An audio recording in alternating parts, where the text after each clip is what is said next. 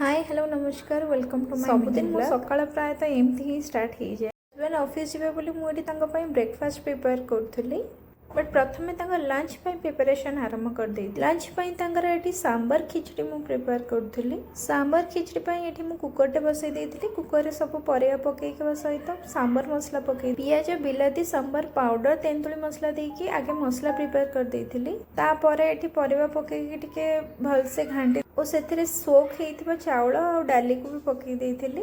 स्वाद हिसाब से लुण हल्दी देकिना ताको सीटी मारवाई दीटा सीटी दवापाई दे देती आपन के घरे ट्राए करेंगे बहुत टेस्ट लगे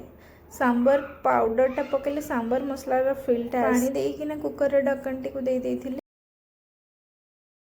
प्रिपरेशन पर मुझे मुग दोसा करी मुग आउ बिरी को बाटिकिना से पिठा करी और भी बहुत टेस्ट लगे मुग पिठा सहित बुट आलू तरकारी भी होता तो ताकू लगे हस्बैंड मॉर्निंग ब्रेकफास्ट कर देते यहाँ हूँ ब्रेकफास्ट देकिना टिफिन पैक कर देती टिफिन आज थिला सांबर खिचड़ी काकुड़ी फ्रूट सब पैक करके दे देती ऑफिस में बाहर जाइए। Thank you for watching.